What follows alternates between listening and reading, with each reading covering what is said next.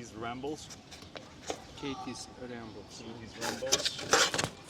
Yeah, I'll send you the recording and the like the ABC notation for that later if you want. But if you want to try and just learn by ear, very traditional way, I think that's a good experience. I learned it from this amazing flute player by the name of Keen Sweeney. So he is from a place called Kilashandra in County Cavan. It's like the northern middle part of Ireland, and he's like a top tier flute pro guy, and I was in his workshop 3 weeks ago in a little town called Skerries. So this is 1 hour north from Dublin, and yeah, he did us 3 tunes, but that was the first one, and this is the one that I like the most, Katie's Rambles. Maybe I have the score. What I was suggesting, actually, try and learn this by ear. Yeah, because you can always read the score, right? I have no doubt. But I want to show you the Irish traditional way of how we teach and how we learn the tunes. So we are in E Dorian, so same signature as D major, and it's a jig, and it's a double jig, right? So we're in 6/8 meter, and we play each part twice. So there are only 2 parts, and they are. Yeah, I think they repeat exactly the same way, so there are no fancy changes or repetitions, very straightforward. So the first phrase goes like this.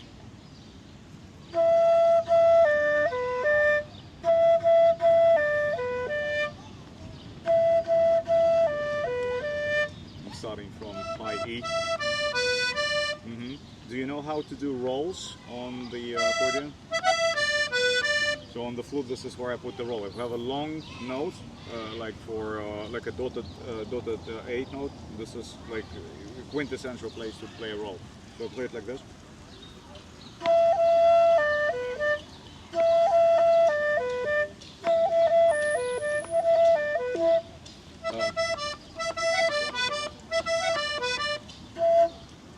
Okay, so the second phrase from there is.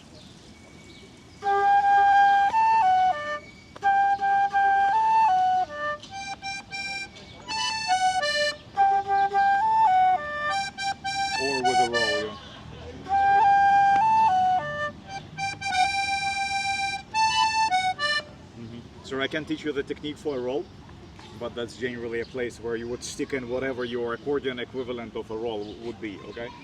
So 2 phrases together.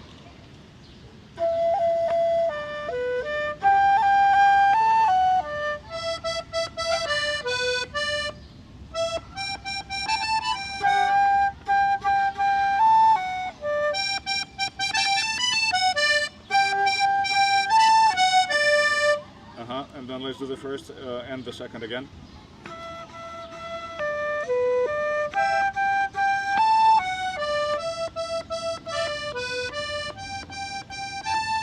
Perfect. Let's play together.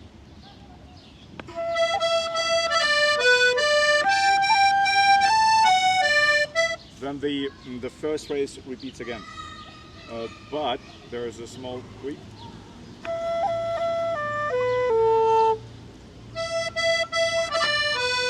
Yeah, so we go down. Second time we play, we go down to A.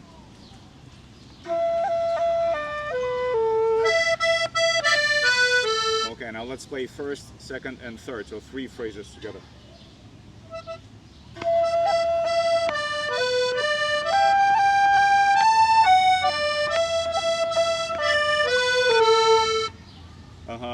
And then the last phrase, the 4th phrase, is a bit different.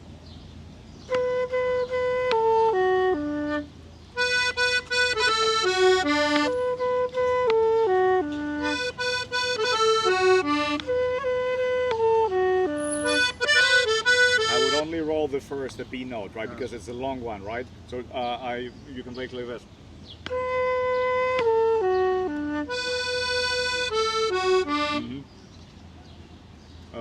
So let's do the last 2 phrases.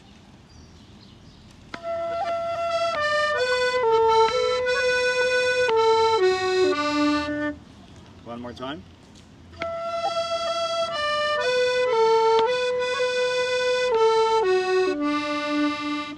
One more.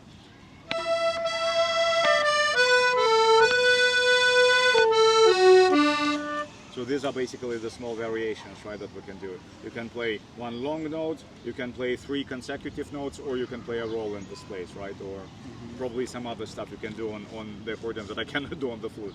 Sounds pentatonic a little, right? Or is it with C sharp? The no. The first part is probably pentatonic, but the second part is definitely a bit more Dorian, yeah. Let's play the whole first part. We're pretty much done here, but I'll need to teach you the ending. The second ending is different. From the beginning, slowly.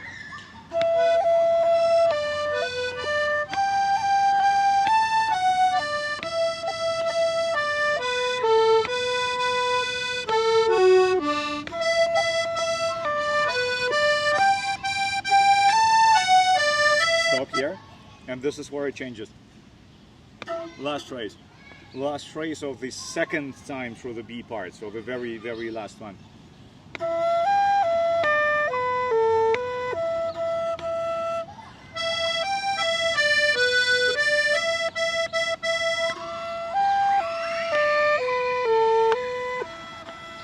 Ending on an E. Bingo. One more time.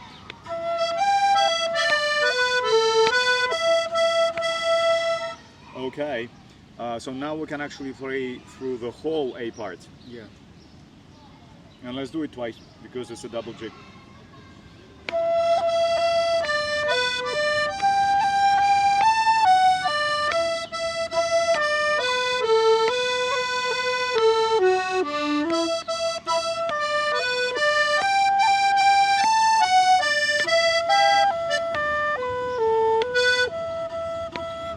Let's do the ending one more time. Just the ending only.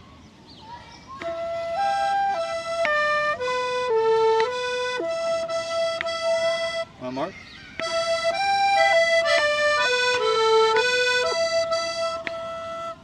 This is also a cool place where on the flute it's very natural to do a triplet, like a triplet run.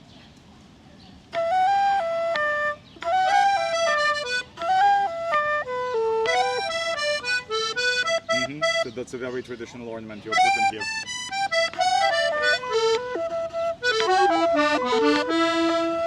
here.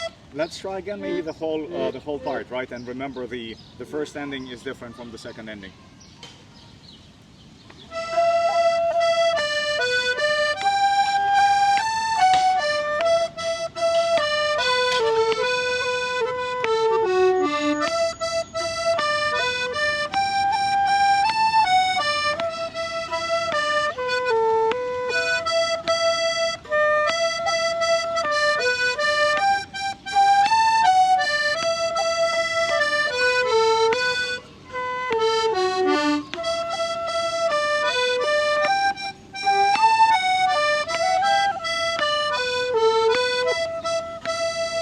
Yeah, okay.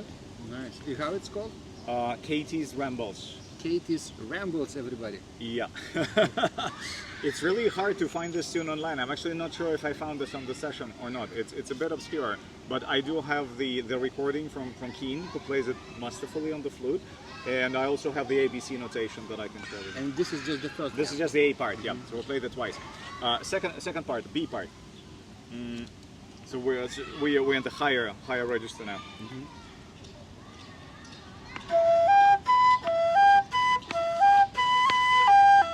Very simple arpeggio.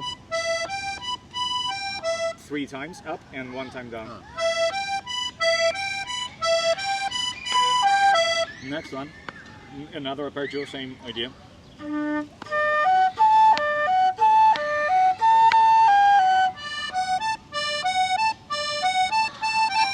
Yep. Let's put those two together. From E.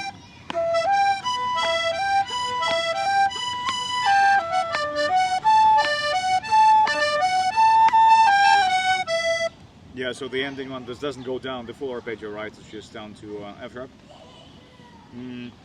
Right. Let's do one more time.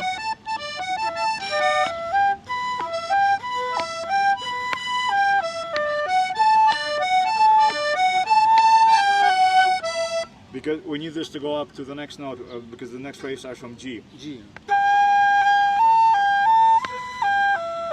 Wait.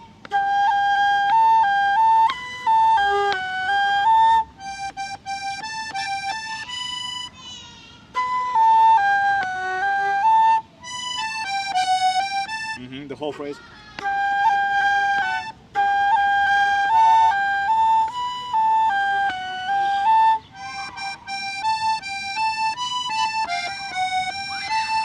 One more time.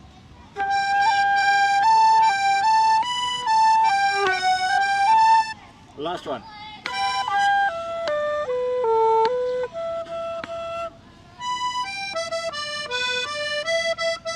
No. Almost.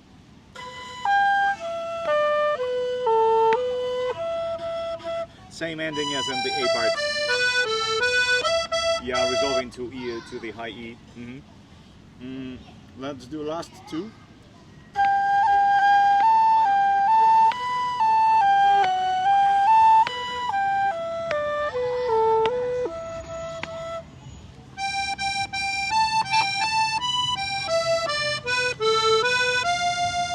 Wait.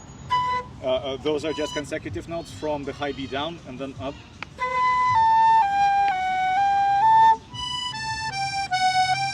And then.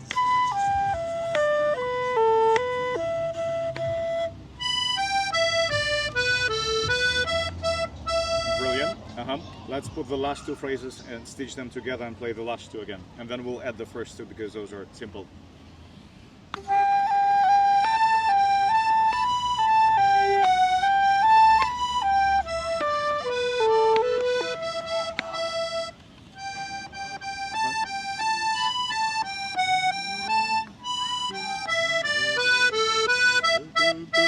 Brilliant. That's how you do it.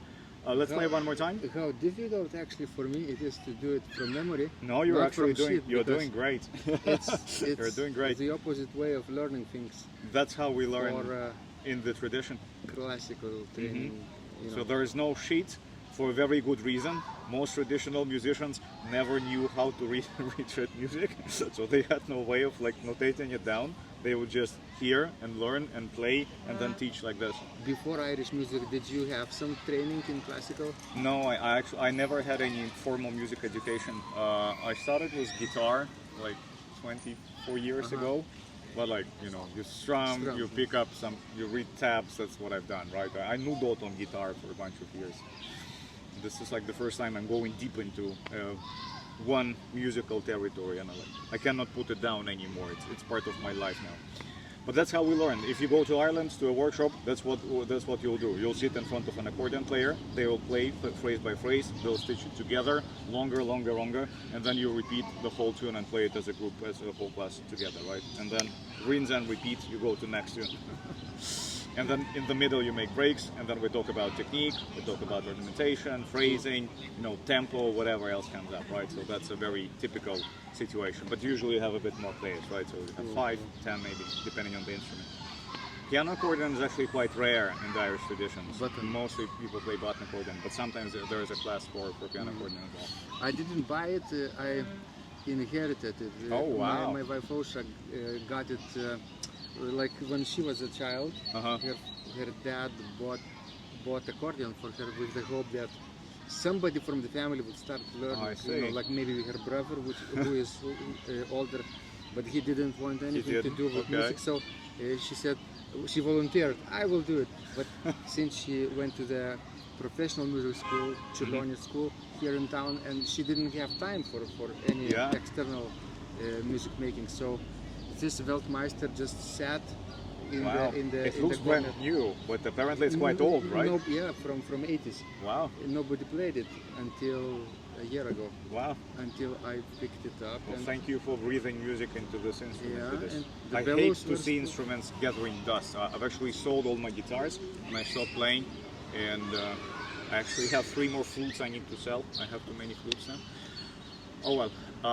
Let's finish the tune. Let's add the first 2 phrases of the first 2 arpeggios. I'll play it first just for you to remember, and then we'll play together. Katie's Rambles, B part.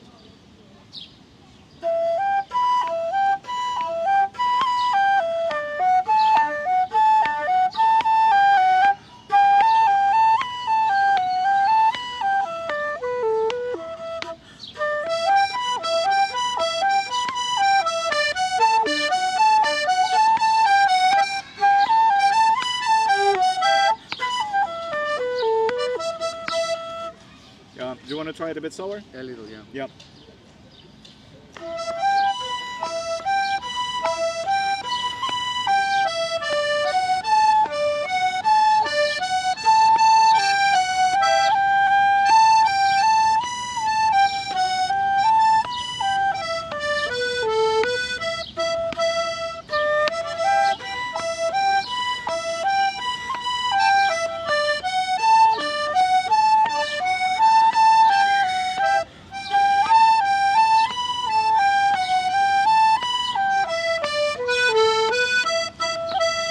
You might notice that I sometimes have to drop out notes. Okay, please don't do that. I have to breathe, but you don't need to breathe as much as I do, so you can actually keep playing, right? And this is where you add the kind of the connecting notes.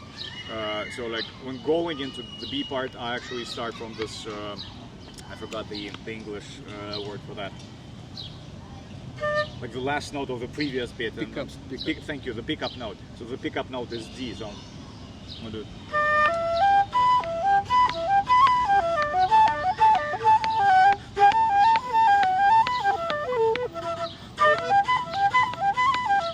Like that. And then you can probably have other comfortable pickup notes on the accordion, right? Because your fingerings are different. This is a place where you do variations actually. You can do, you can do, you can do, you can do, you can do. Whenever you have repeating notes in Irish music, it's your place to improvise, right? You add in an ornament, you drop, you shorten some. For us woodwind players, at a breathing spot. So this is basically where we get to have fun, right? Do you still remember the first part, the A part? Starting on high E and then going down.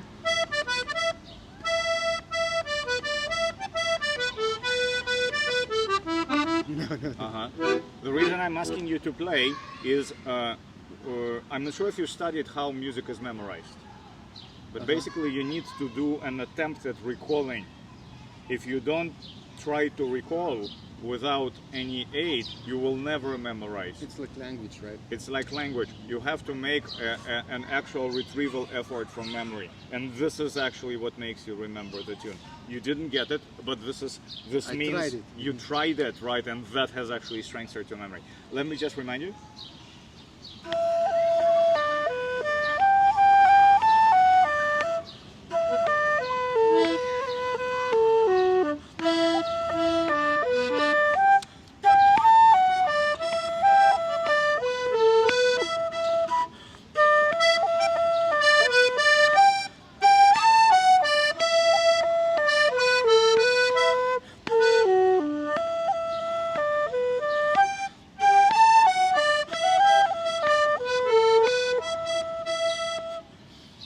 Try that again slowly? Yeah.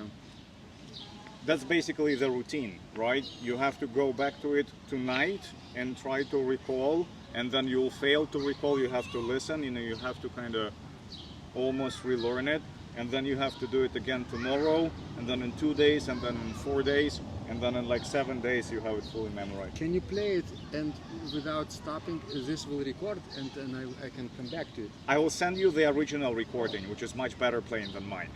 So you'll have recording from a master flute is doing that. And then you can use a slowdown in your playback, whatever player you use to actually get it down to the slow tempo. Sure.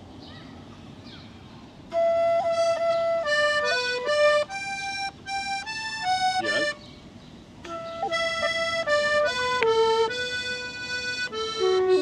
Yep.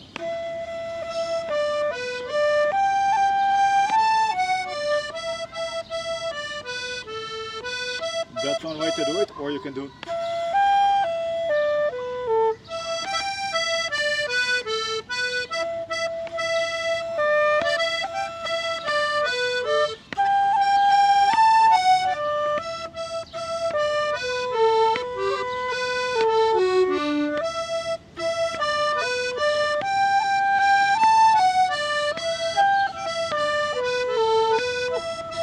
B part.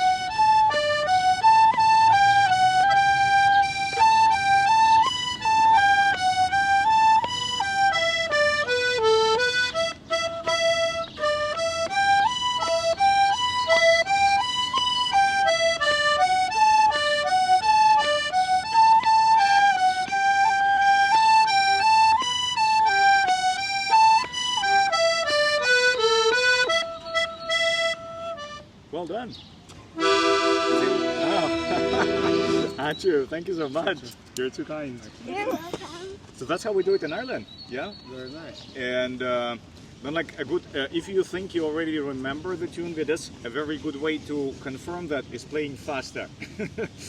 And then you usually start to break down. And this is the spot you have to go back and reinforce and kind of relearn slowly until your fingers get it right. That's how I do it many, many times over before I can play. So that's Katie's Rambles, a pretty rare double jig. So now there are two people here in our corner of Europe that can play it, but nobody else knows it. So we have a shared tune in common. Excellent. And I'll send you the recording. I'll send you the notes afterwards. It feels very special to learn the secret tune. The secret tune, yeah. This is like, on one hand side, you have to know a lot of really common tunes, because if you go to a session to play, you need shared repertoire, right? And you need to pull it out of your head, you know, out of your butt, you know, wherever you store your tunes, right? But on the other hand side, from time to time, it's cool to throw in like a unique tune that nobody else has ever heard, and you know, get people excited. And this is how this music spreads, right? Somebody somewhere has composed it. We don't know who did it. It was a while ago, but now, you know, it's like we're on the opposite edge of Europe, and we play Katie's Rambles here in Vilnius. Okay, so that's pretty cool. Do you use memory palace when you memorize? Mnemonics? No. It's like Irish tunes are very short. It's like 16 bars of music, 32 bars of music. But I mean, to store sets of tunes, for example, 50 tunes or more. I have maybe about, I tried learning about 200 tunes on the flute. 200. And that's like beginner level stuff.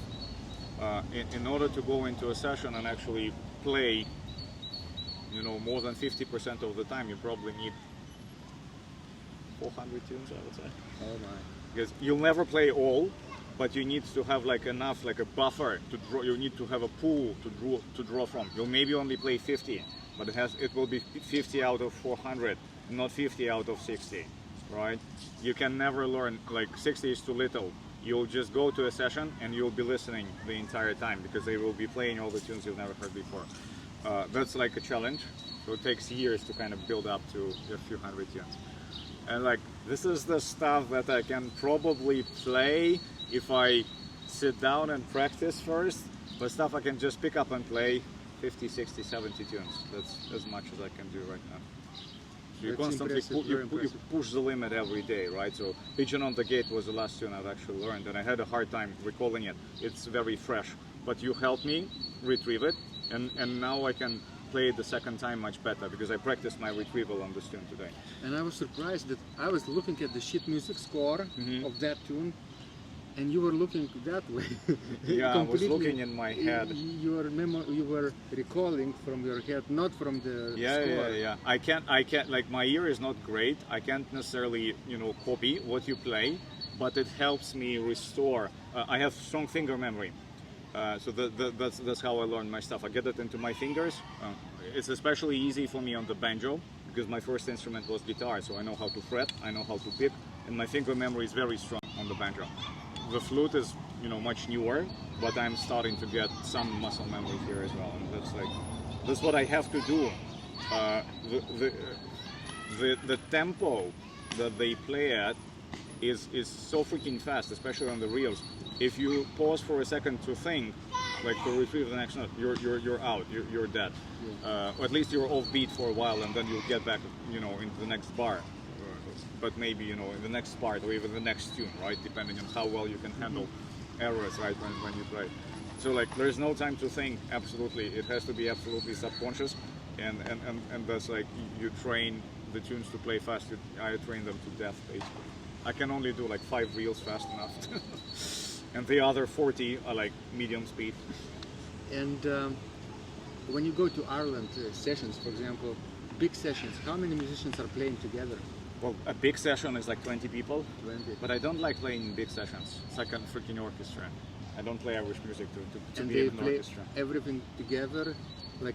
And they never meet before Vidas. Imagine that. Random people walk into the room, they sit down, they see each other for the first time, they pull out the instruments and they play perfectly. Somebody is like freaking leading magic. the sessions? Usually there's a session leader, there's the person who chooses the tune. Yeah. it's not like they're special, you know, they're not a conductor, right? Right. But they play an important role because people look to them to kind of schedule the next tune, right? So they will signal the switch. If you don't have your mouth busy, people will say hop, and that's like a signal that the next tune is coming. We're finishing up this one, it's the last measure we're playing, like the last couple of measures. We're not repeating this tune anymore. Hop means we're switching to the next one. If you have your mouth busy, like if you're a woodwind player, you can't really hop, so you either need to stop the tune for, you know, a few seconds to say that. Some people tap their foot or do something, you know, some other gesture, right? But like sometimes there's a signal. But there's also, like in Ireland, if you don't know, most people play tune twice. Right. Or 3 times. 2 is actually more common. It's very different from session to session, you know, different parts of Ireland, you know, and how long people have been playing together and where they are and so on and so forth. But 2 is like the default. So usually, if people play twice, they don't need a signal. Everybody just knows we're switching to the next tune after 2 times through, and then you listen for the first few beats, and then if you recognize it, you stop playing, right? So it's very intense. Very impressive tradition. You have to see it live, like you have to go to a proper session just to witness it. It's a magical experience, especially for yourself, somebody who's got some classical education and maybe, you know, understands how an orchestra works and how they rehearse. Those people never rehearse. It's like if you see this live, and you consider that they never rehearsed playing together, this is completely mind-blowing. Like if you see a top-tier session playing together, it's completely mind-blowing. That's the power of shared repertoire, right? So you have the same tune, I have the same tune. We have maybe 3 different variations, but that's okay. It's the main melody would kind of still carry us through, and it will blend in more or less nicely, and it's just, it's a magical sensation. It's like a well-oiled machine, but it's completely on the spot. There's no prior playing, oftentimes, because, you know, of course it happens organically. People come to the same session for years, they get good at playing together, but generally, especially in a festival, you see people that have never played together before, and it's quite amazing. So yeah, if you have a chance to travel, please go. The closest one to you is the one in Krakow. It's coming up in early September. So it's not the same as in Ireland, but you'll probably have a good first impression. Maybe Tallinn is even closer. But we don't have any festivals, unfortunately. Oh. And the other one further up north is in Oulu in the north of Finland. So Oulu happens late September, 23, 24, 25th of September this year. And then Krakow is early September, like from 3rd to 6th of September. Krakow is just easier for you to get to from here and much cheaper as well. So. Is there an audience who just listens to sit in? At the festival, yes, for sure. What about the regular session? Everybody just plays or somebody listens? It depends on where you are. Like in a pub? Like in Tallinn, for example, in our session, we usually don't have any listeners. But like if you're in Dublin, they're literally right above your head with their beer, right? So you are not allowed to bob when you play because you might knock out somebody's beer glass. I kid you not. I was playing in a session 3 weeks ago, and it was really high-level players. I was very fortunate to be allowed, and they surround us like a wall. You cannot move because you'll likely hit somebody with your elbow, right? It's very packed. These pubs are small, right? And the space for musicians is also small. We have like one table, then 1, 2, 3, 4, 5, 6 people, and that's it. The session is full. You come in, you want to play, but there's no place for you. You go to another pub. You cannot fit. You can listen, or you can wait until somebody leaves, which is like 4 hours later. Maybe someone will actually stand up. They need to go. But yeah, it's a very unique play. Sounds like a religious experience. It's a yes, you describe it really well. I'm not religious in the traditional sense, but Irish music is my religion. It's in a different way. But in a different way. There's shared attributes for sure. It's a cult. It's a cult. Shared belief, right? They're rooting for each other. Now, of course, online everything is connected. So they can communicate with each other. Yeah, but like the in-person experience is unique. There are online sessions. You can join one, tomorrow, or probably, right? There's probably one. The Americans like to do online sessions because the country is so huge. So you can join. It's a good tune recall practice. It also is great for like You're just hearing a cool tune and say, okay, I want to learn it, right? So just expanding your repertoire. But the quintessential part of this music is sitting down with other players. Online Academy of Irish Music has some sessions streamed from remember, those are fake sessions, so they are not actually real sessions. They have been people just gathered to play for the Academy for the recording, right? So it's a bit different, but they play really well. So I played along with them many times on different instruments. So it's a great like taster experience. So they've actually done good service there. I can send you one more. The one is free by an amazing American flute player called Shannon Heaton, and they've been running an online session for like 6 years, and they just closed it down a month ago, right? But they're 120 YouTube session videos, so you can play along with Shannon. She has an amazing sense of like rhythm, is very rhythmical, and that's the most important part of Irish music because it's played for dancers.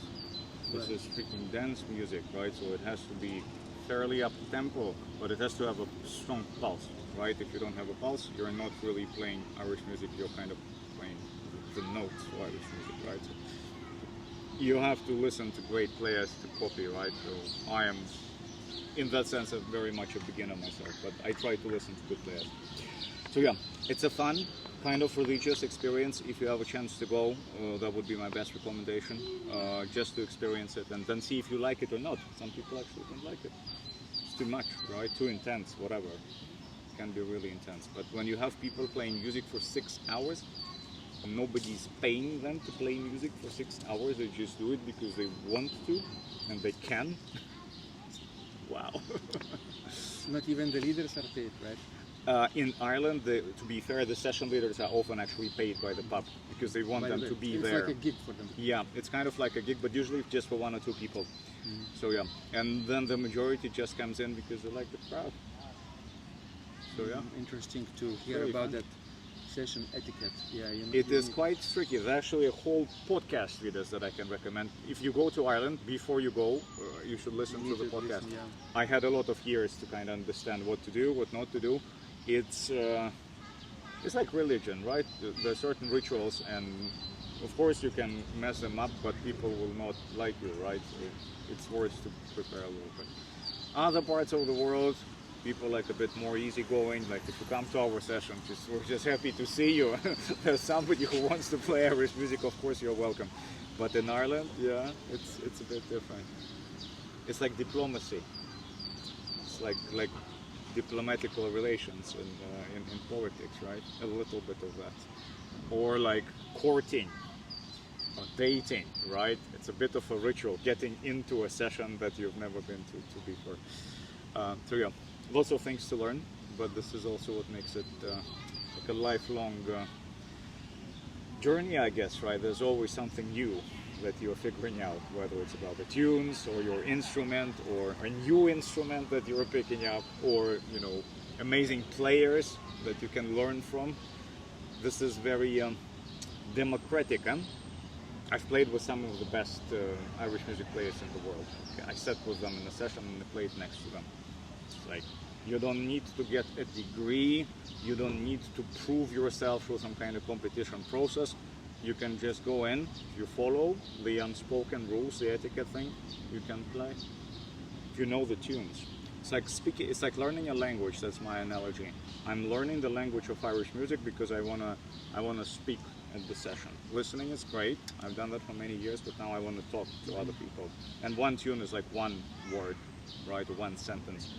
And you need a lot of words to say something, reasonably cohesive, right? Something interesting.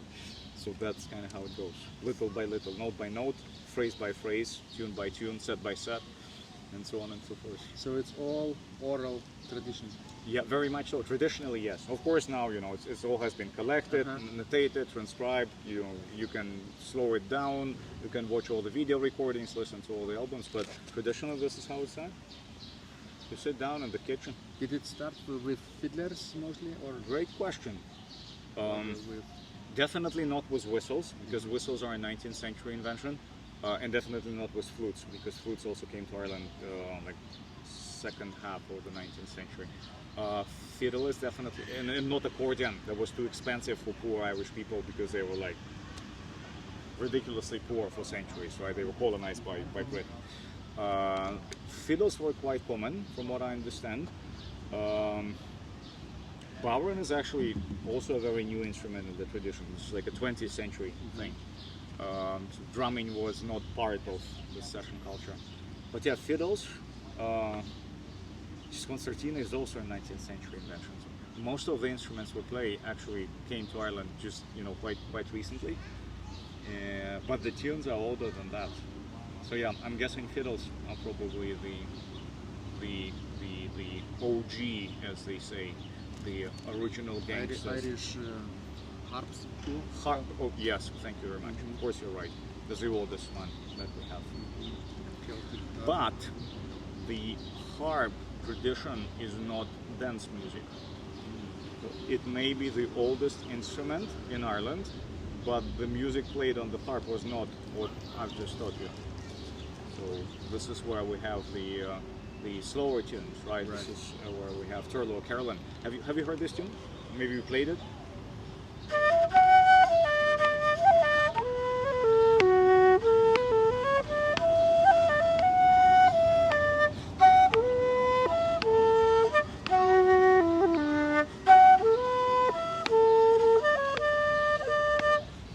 Does it sound familiar? Wait, let's see. This is the most famous tune from the Irish harping tradition. Oh, that's a goldfinch whistle. Yeah. Lovely. Are we in tune? More or less. Do you know this, or No, would you like to learn it? Yeah. Sure, I can teach you. So this is a composition by Turlough O'Carolan, who is the most famous Irish harpist. Harpist, yeah. He was actually a blind harp player. He learned to play the harp when he could still see, but I think around 16 years old he became blind. I think he got some kind of disease, and that cost him his eyesight. So he became like a blind bard. He was traveling around Ireland with his harp, and obviously help from people who could see. And he was crashing the houses of rich people, and he offered to compose music for them and play music for them in exchange for a bed and food. So that's how, he was a great composer. He composed a lot of tunes that we still play as part of the Irish musical tradition, even though they're not dance tunes, right? So we just call them carolans or Carolan tunes. And another term you might hear is flanksty. It's like a fake word that Carolan invented, I think. A planksty is the tune that he wrote for his patron, for somebody who gave him shelter and food, right? So there are a lot of planksty somethings from O'Carolan. But this one is not a planksty. This is actually the earliest tune we have from O'Carolan, right? So he composed it when he was like 17 or something like that. It's freaking 1651 or something like that. And we still play it, right? Here in Vilnius, it's 2026. So it's a waltz time tune, but it's not a freaking waltz because it's not a dance, okay? So please don't call it a waltz. It's in 3/4. And it's the same form as usual, so it's A-A-B-B. First part, we're in D major, by the way, at least normally, right, on most of the instruments, so it's a D major tune.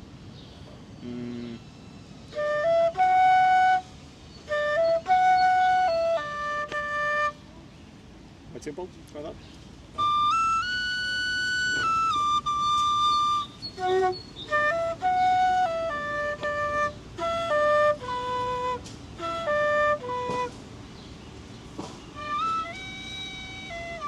Press your lips tighter together and blow a little bit harder.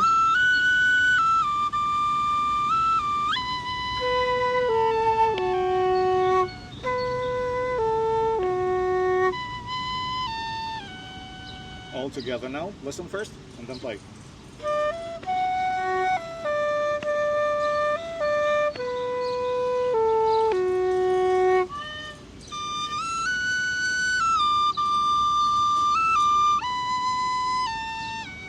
Brilliant. Let's play together.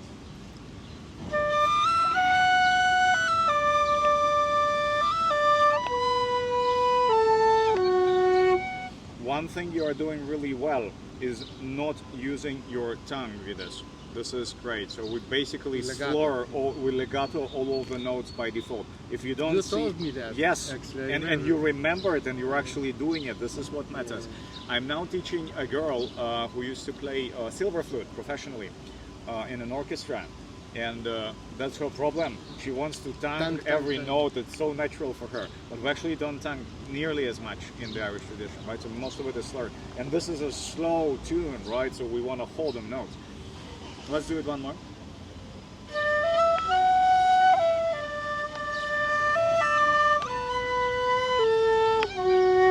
Next phrase.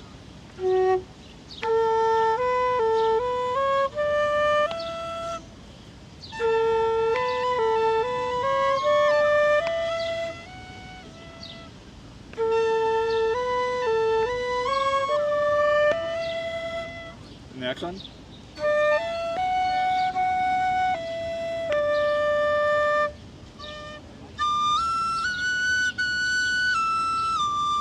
So we usually tongue when we need to separate repetitions of the same note, right? That's a way to kind of split it in the middle. Both phrases together, but just the last two, right? And then we'll go back to the first phrase.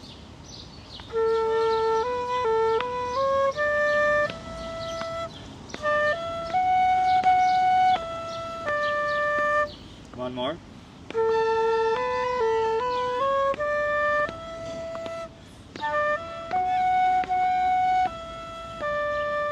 It's a bit tricky kind of timing here.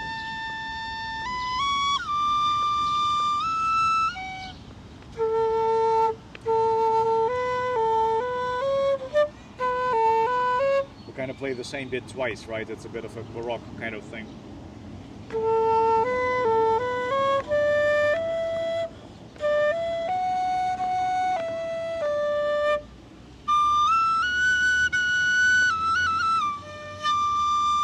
Try from the beginning? Yeah. Okay.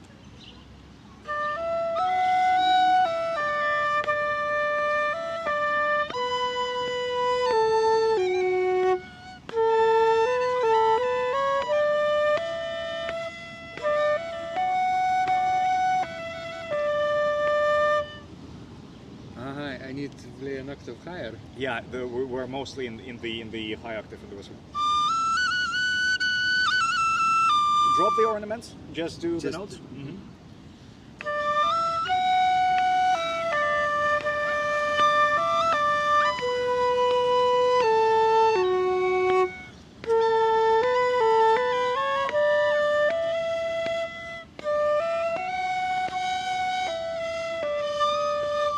Yeah, sorry, you were trying to play in unison with me. Sometimes high notes, I haven't yet figured out the way you have to to play sustain the higher register, yeah. My older whistle was different a little bit in a way that I could... Like more sensitive? Yeah, probably. May I try that? Sure. I put even some oh, you tried to tweak it? To tweak it, because it was Wow, how do you play the low octave on this one? I'm barely breathing and I'm already in the high octave. This is really difficult. Jakub, let me try the low whistle when I was in Krakow, right? So the low whistle for me was like, I've played much better ones, but this one sounds actually quite well, and it seems well done as well. The fipple is really nice. The wind blade, which is the part that basically cuts up your air and makes sound, right? This is well done. It's a quality whistle. And it is tunable. And it is tunable as well, yeah. Nice. It's a good price. It's much better than a generation. Just throw it away. In hot weather, it doesn't react to humidity, for example, or temperature. It's That's plastic, the beauty of a plastic instrument. Yeah, my wooden flutes are not like that. And my drum also, because this is natural gold skin, so you can see it kind of floats up and down. But luckily, it's also kind of tunable. It's 3D printed, right? No, this is handmade. Handmade. It's made out of plastic pipe. It's not super fancy, but it's handmade. Cool. I have 3 3D printed flutes at home, right? So if you ever want to try a flute, like I can sell you a 3D printed flute. they're really cheap, and for the price they play remarkably well. It's a great beginner option. Just like I'm finding it hard to believe how good This they way, are. right? Yeah, the wood flutes. Anyway, can you try and recall the tune, because this is good for memory. The A part, whatever you have with it. Okay. Keep up the pressure. Keep up the pressure.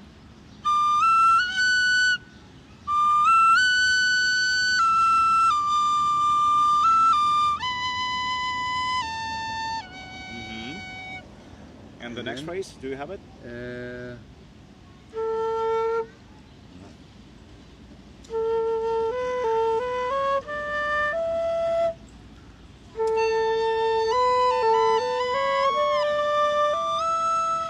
Try that again.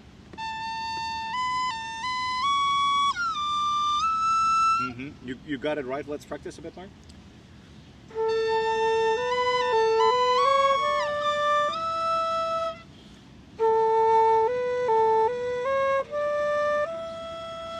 Play with me.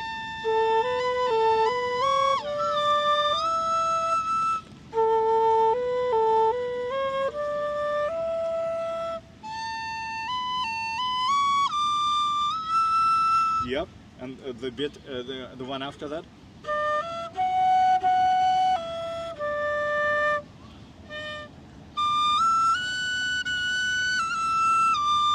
And now those two together.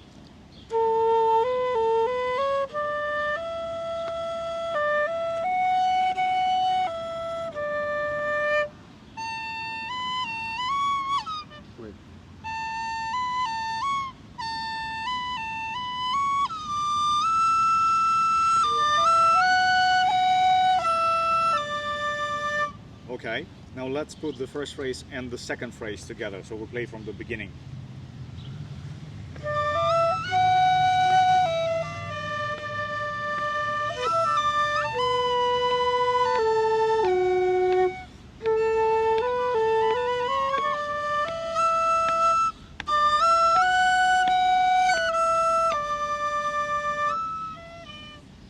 Well, let's try that again.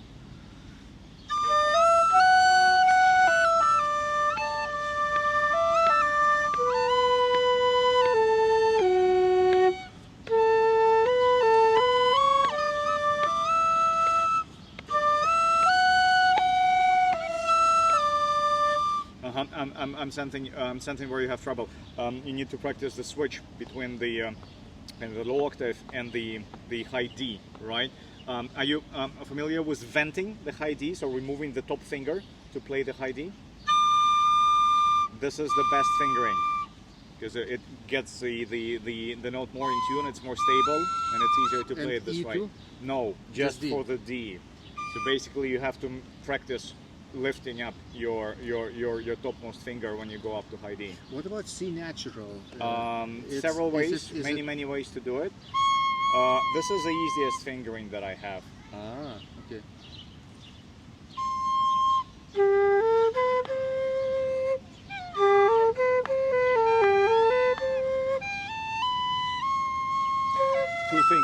Two fingers usually works better, right? So both. Top hole open, and then top 2 and top 3 covered. Yep, it sounds pretty good on your whistle. There are several other fingerings you could use, but this is the easiest one. Because the first that I've learned is the fastest, like in terms of how many fingers you need to move. Right. And you need this to play, anything in G major, right, in different notes of G. So that's an essential fingering to practice. And then you have to master this kind of movement. 2 fingers down, 1 up, and then going up into the octave. And this is where keeping this finger lifted is important, right?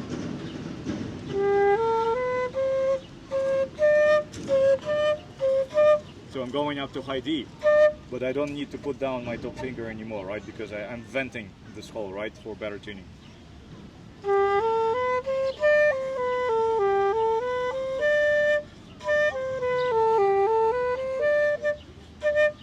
That's another fingering I'm used to.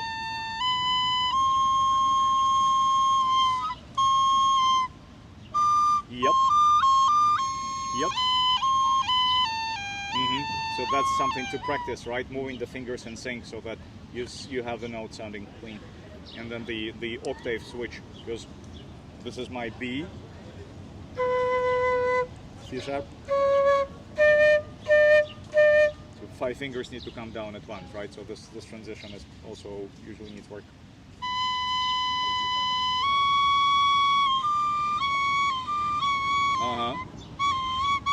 One thing I recommend, Vidas, is using your pinky on the bottom hand to balance. Touch the body. Don't push it, just place it there, and it's like counterbalance. Yeah, it's a stability point. When you have everything lifted off the whistle for your C sharp, this is really handy.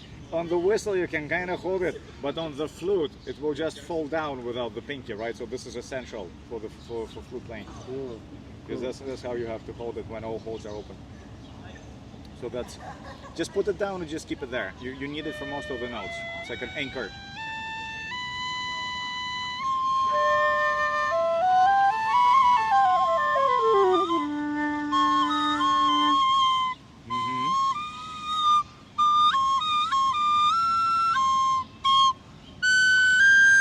Oh, it's really good tone and the high octave.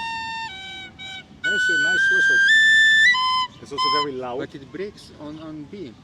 No, Top you need B. to push harder. Sure. Keep pressing your lips harder and speed up the airflow. Here. More. Yes. Ah. Yes. So as you go up, you need to kind of ramp up the pressure. The lips get tighter, and the air going through them goes faster, right? So what flips the whistle is the speed of air. Okay. It's not the pressure of your lips. It's secondary, but the speed is important. So you have to speed up the airstream. And if you do that, it stays in the higher octave. On the flute, it's actually quite difficult, right? Because you need, a lot of air to sustain it.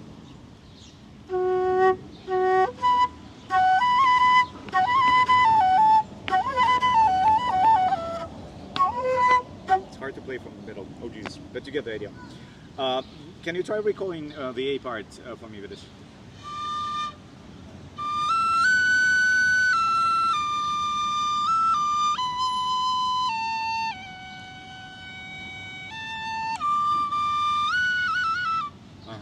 Good enough.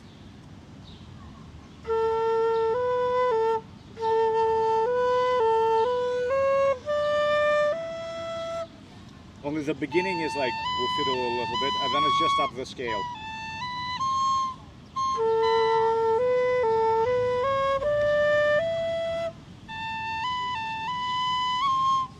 So there are basically 2 parts to this. This is the first part, and then the second part. Or even like this. Something like that almost, right? So it's just ascending. But the first bit is like tricky in terms of phrasing. Let's play together, just this part.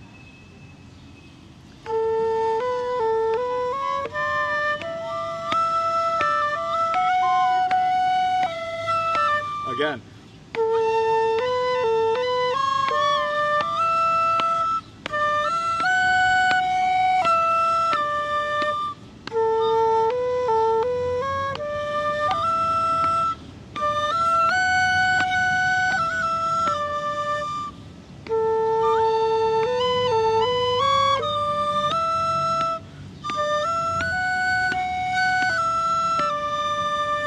Okay, something to practice. Oh yeah. Right, so this is nothing complicated, but it's moving between the low octave and the high octave.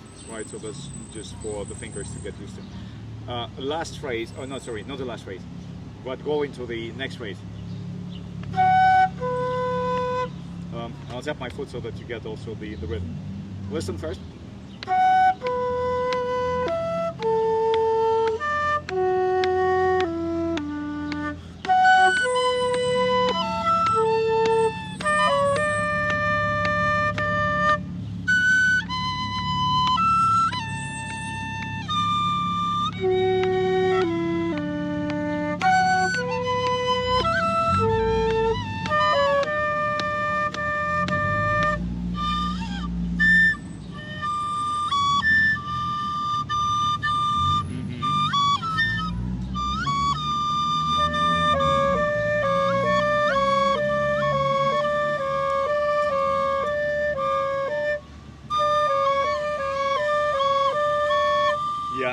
you move only 5 fingers, and this one just floats up in there, and then your pinky holds you in place so that you don't drop it. This is just, this is the perfect exercise. Just do this for 10 minutes at different tempos, and wow, your this fingers is a will get used to it. Free seminar that I'm Sure. getting. I teach the whistle with this, so Amazing. I'm happy to do this for you today. Amazing. Spreading And the tradition. how it compares to the flute as Same as thing, well. ring. Same thing. Same thing, a ring. little But the longer. breathing is very different because it takes up a lot of air. And here you have this part. It's called the fipple that makes the sound, and this is the airway that shapes your air. Right. But on the flute, you don't have this windway. You have to make it with your lips. With the lips. Yes, that's the most difficult part. I spent like 3 months trying to figure it out without a teacher. I almost gave up. I actually gave up. 10 years ago I actually gave up, and I put down the flute for 10 years. I thought this is too difficult. I can't play it. And then in 2024, I think it's like I have to do it. I'm almost 40. I'm 40 now. I'm almost 41 now, but I was almost 40 then. I was like, shit, I'm it's like, 50. you're 50, yeah. You get the idea, But it's right? not too late. For the to whistle, start. it's never late. For none of the instruments is actually late, unless you have like an injury or something like that. For example, my tin whistle student who used to play silver flute, she injured her hand, so she cannot play professionally anymore. Her hand hurts when she holds the flute, right? So she can only play the whistle for now. And I'm really sorry, but she had to change her career.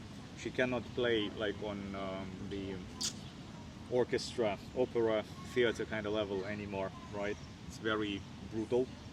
She injured something, I think in her right hand, and they just like kicked her out. So I'm rehabilitating her with Irish music for the tin whistle. She's having a great time. So she just sent me a recording. We were in a session together on Saturday in southern Estonia, and she was playing stuff, but like nothing special. It's like, okay, she needs more practice. And then Monday morning, so just 2 days later, she sends me a recording. Look, I've learned a new reel. She's like absolutely ripping it, okay? Absolutely ripping it. Okay, look, this is a Japanese girl, Mizuki, you're ready to play. This Sunday, you're going into the gig, you'll be playing in our pub. But you need to learn 5 more tunes. So she's like, I'm chilling out here in Vilnius, she's learning 5 new tunes for Sunday gig. She's very happy. This music is magical with this, right? It gets people, out of, complete depression because they lost their music and they were not allowed to play it anymore. And they now can get a different kind of music back through, the Irish tradition. So it's something very special about it. I don't know what, but I've seen it many, many times over. So I'm really happy that you get to be also a small part of that. Cool. Let's wrap up the A part. Yes. I'll remind you the whole maybe, and then we can play together. And I'll play a bit faster so that you kind of get the tempo a bit more easily.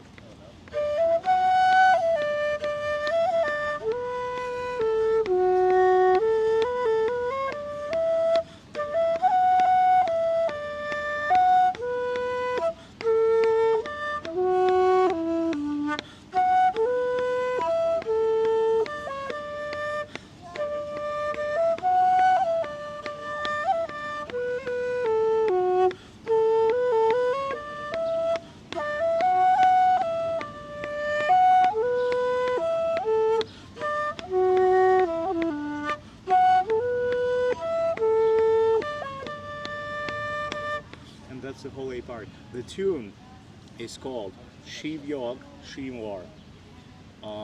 It means something like small fairy, big fairy. She is the same she as in the word banshee, which you might have heard. Ban is actually Irish for woman. And she is also another Irish word for woman, okay? So banshee is like this weird, mystical woman. So that's kind of the she that it refers to. They're like the fairy folk. That's what they call them in Ireland, fairy folk. And there's one small one and there's a big one, right? So he was probably... The one who snatches children. Yeah, probably. Babies. I have no idea Or how switches. he came up with that Switches, name. babies. But yeah, that's what it's called. Bheag, Mhor. So small fairy, big fairy. By Turlough Turlough O'Carolan is the name of this guy, yeah. So it's a harp tune, but I think it suits really well the woodwinds, right? So the whistles and the flutes, because there's so many long notes, and this is lovely. Let's play slowly together. I'll do it a few times and just follow as much as you can to get the tune structure in your head and the phrases. And also pay attention to where I breathe. It might not be the same where you need to breathe because you need much less air than I do, but it's still helpful, right? Kind of breaking up at the right time is a key skill to learn on the woodwind.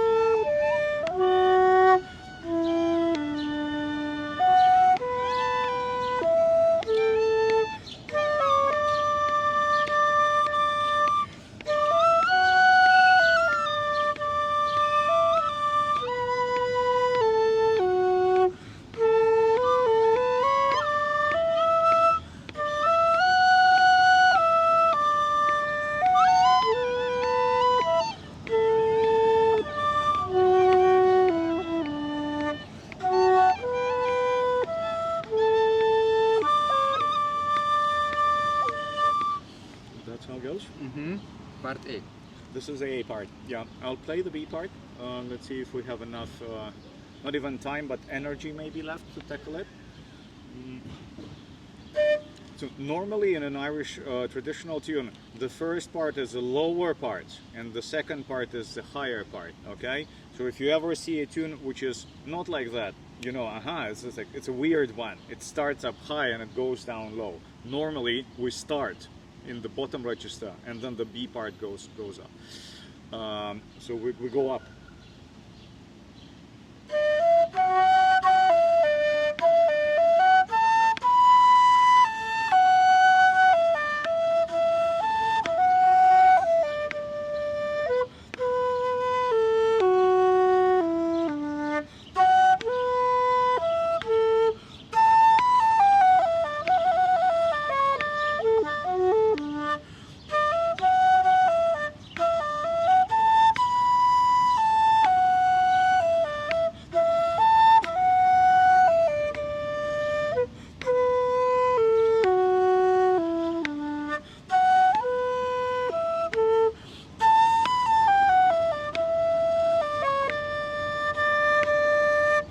As you can hear, it goes up to the high B. So it's actually a great workout for your high B, Vidas. And even I sometimes mess it up, especially when you go slowly. It's very loud on the whistle. It's very shrill, yeah. So you need to be careful when you play it. Yeah, but this is like a cheater whistle. It only plays in the second octave. Yeah, easy on this one. Actually easier. But it doesn't play in the low octave, right? So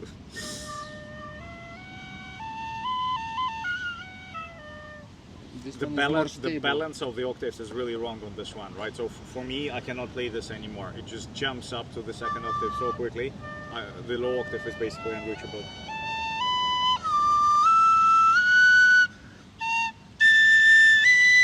Yep, you've got it.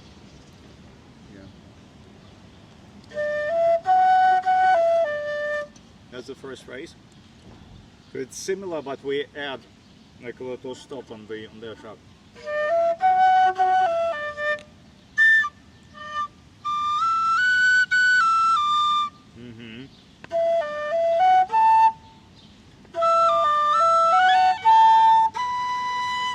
Maybe that would be a better phrase.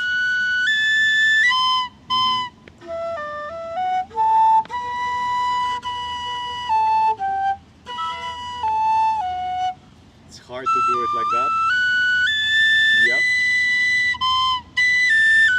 Yep, you got the notes right, I'm surprised.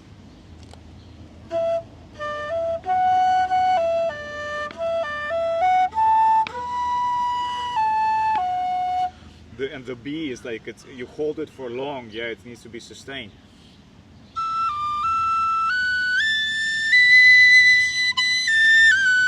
You can break in the middle if you want to. Instead of holding. This might actually be easier and you get to practice the note more because you have to articulate it twice, right? So this is not a bad idea for you.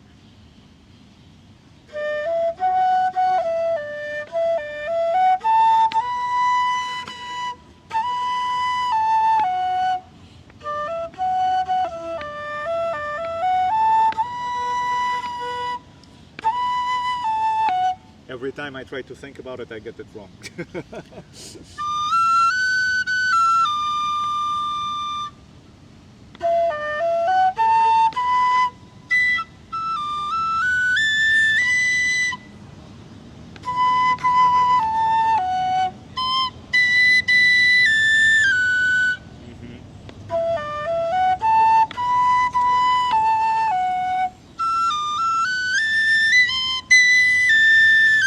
Perfect. Let's do both together again.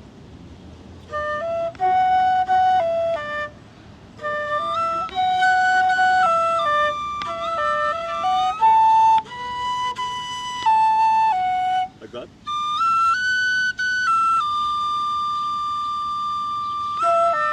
From E.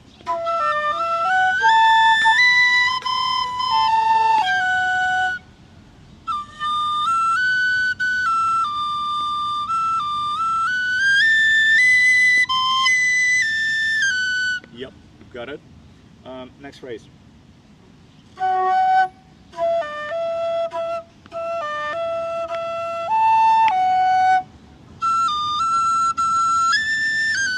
Perfect.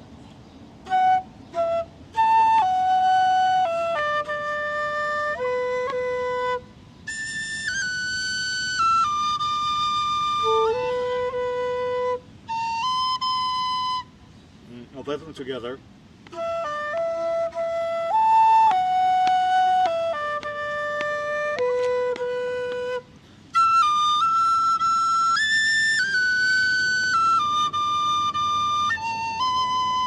Ending on the two B's in row.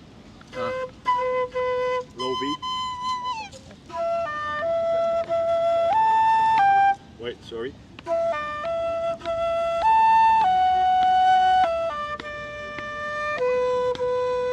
B twice.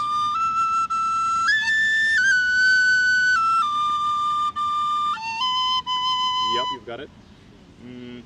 Let's go back to the beginning. I'll play first. Listen.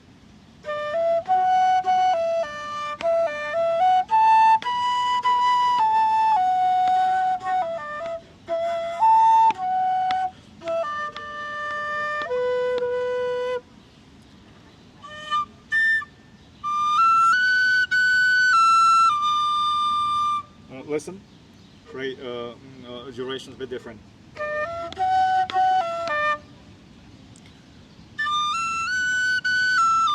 Uh-huh.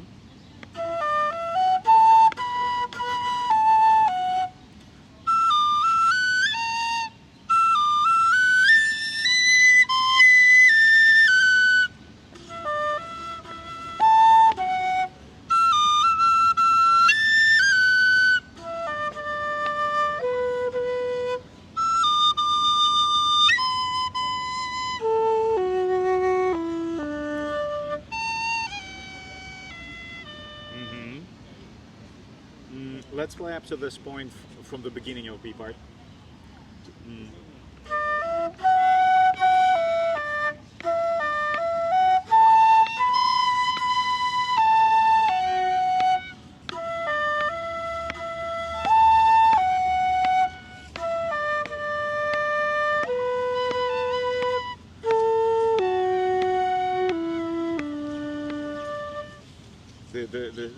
The last phrase is a bit tricky. No, you got the octave right.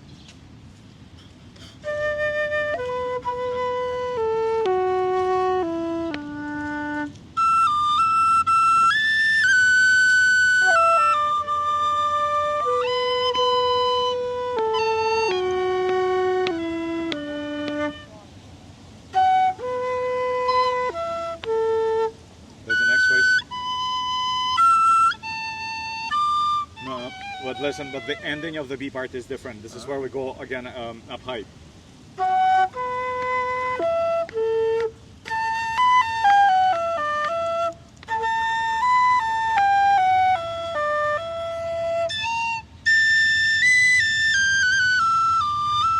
Brilliant. That was very good tone as well. So you were stable throughout the entire phrase, and Good that sounded instrument, good. I think. This is a good whistle. Yeah, this is a good whistle. Even for beginner like me, I don't know how to It's control stable, it. it's well in tune, and the second octave sounds good, which is actually not common. Usually, like especially the high B, it's like, oh my god, it's unpleasant, right? You want to stop listening to that note. No, one more time, I play, you listen.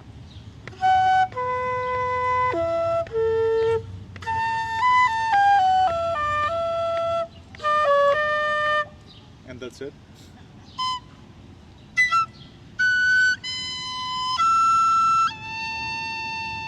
And then a huge jump up to high A.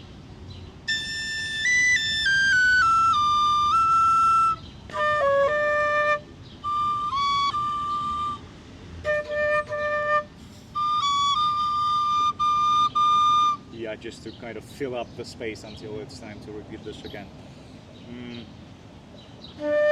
Let me play the entire B part, and I'll probably need to run afterwards, but you hopefully have the basics and you can then recall it, fail at recalling it, and then go back to it again, and then gradually you'll remember. That's how I learn.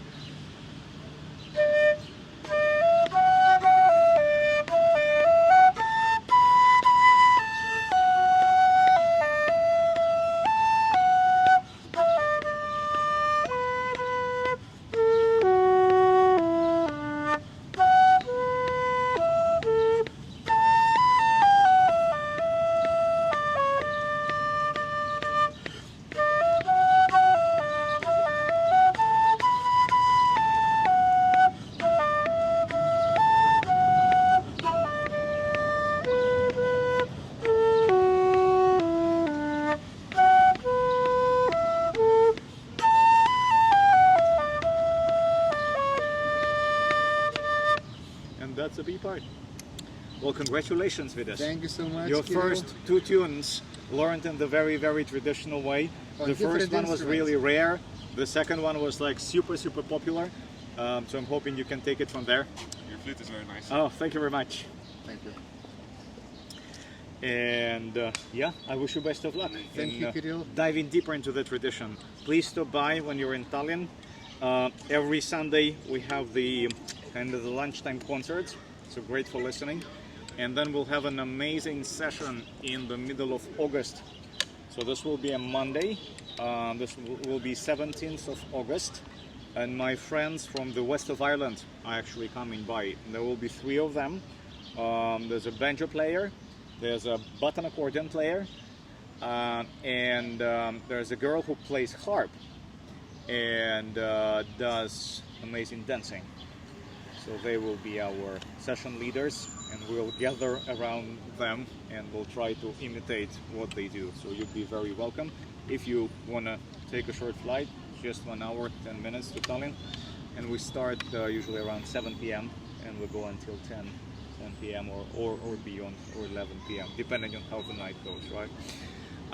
And yeah, if you have a chance to go to the festival in the near term, I think this would be very helpful just to get a more engaging experience. All right, Kirill Solovyov, everybody, thank you so much for spreading the love of Irish traditional music.